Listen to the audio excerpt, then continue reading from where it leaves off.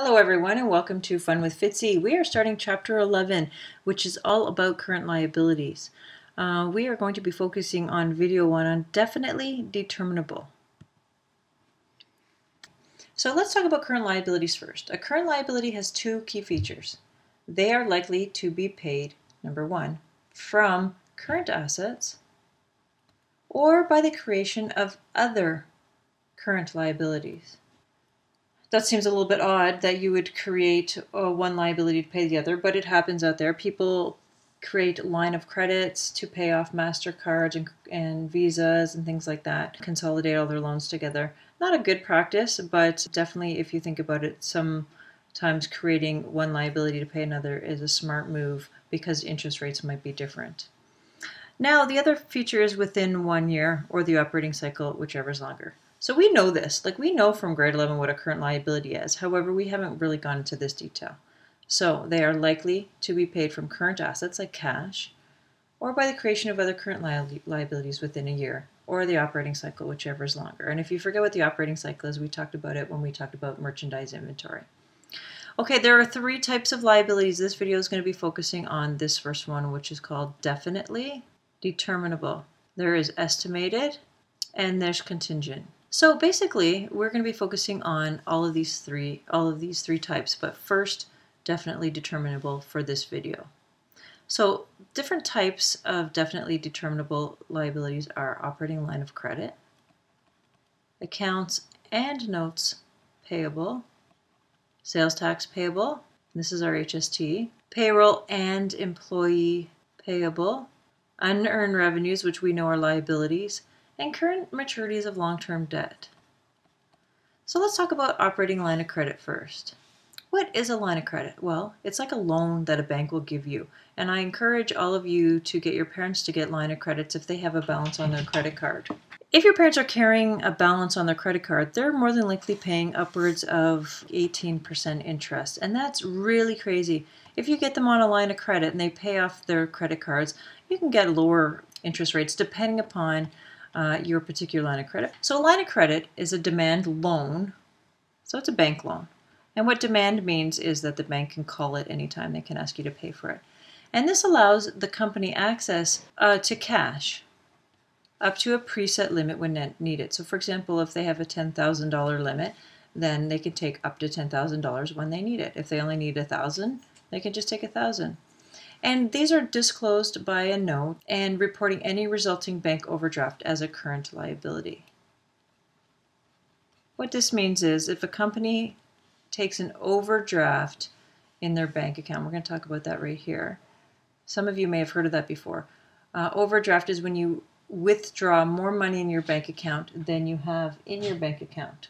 And I have overdraft protection on my bank account. So if I take more money than I have in my bank account, let's say I have $100 in my bank account and I take out $110, well, they'll give me that money because I have overdraft protection, but I have to pay a fee and interest on the money I took above. So this $10, I'd have to pay a fee and interest on. So the question is, how does a company show in the balance sheet an overdraft situation? Well, the answer is, well, there's no special journal entry required and no normal credits to cash will accumulate and be reported as a current liability with a suitable note disclosure. So you're going to disclose in the notes.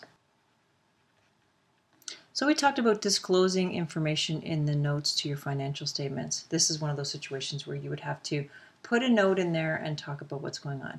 So what's happening here is, let's say I had cash, which is a debit, and I withdrew $110. Now I have a credit balance of $10. So this normal credit will continue to accumulate. If I took out, let's say I took out 10 more, well now my balance is going to be $20 as a credit. This is an exceptional balance. Okay, so let's spend some time talking about notes payable. We've done this already. We know already that notes payable are obligations in the form of a written promissory note that usually require the borrower to pay interest. So when you borrow money as a note payable, you're required to pay interest, as you would on your line of credit as well. Notes payable may be used instead of accounts payable because it supplies documentation. of the obligation in case legal remedies are needed to collect the debt. So if you're having trouble collecting the money people owe you on a note, well, you have this promise to pay in a note form that will help you in the court system.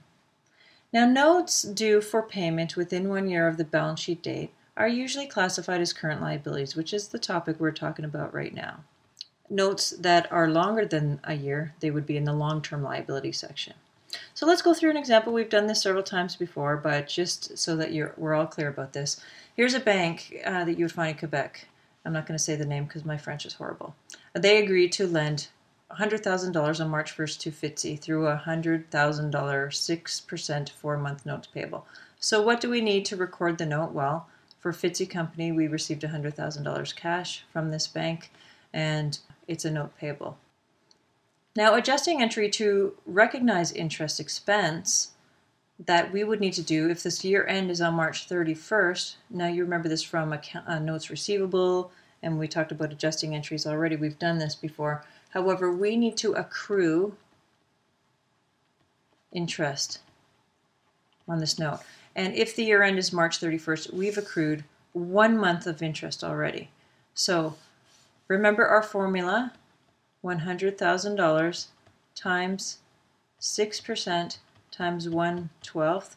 Well, if you do that math, you'll get $500. So on March 31st, our interest expense is $500, and our interest payable, sorry, this is so messy, it's hard to write on this tablet, is $500. Remember, this is an accrual. This is an adjusting entry at the year end. This would only happen if the year end fell within this 4-month period of your note. Otherwise, you would just ignore it. You would just recognize all of your interest expense when you pay the note. So at maturity, when Fitzy honors the note, now you recall that when you honor note, it's being paid back.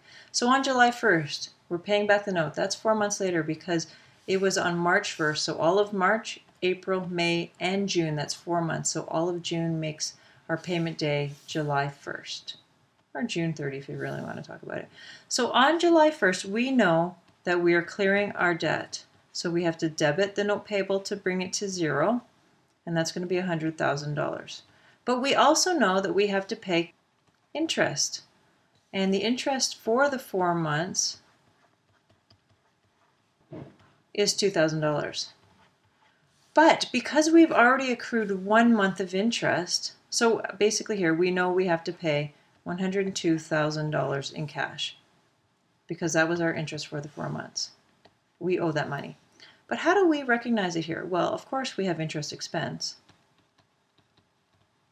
But because we've already recorded $500 of that interest expense in the first month, we're only going to record 3 months of interest here.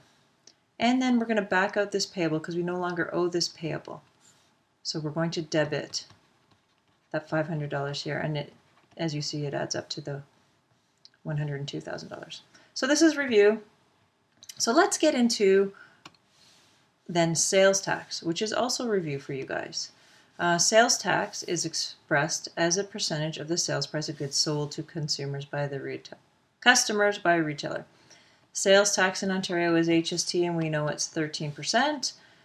And we know that the retailer collects the tax from the customer when the sale occurs periodically, and usually monthly they remit the collections to the government.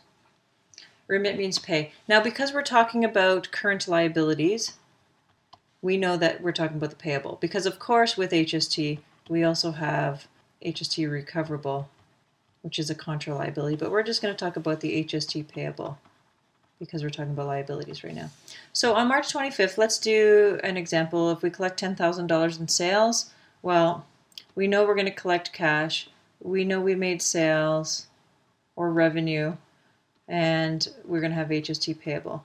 So the question is, where does this $10,000 go? Well, we've earned $10,000 in sales.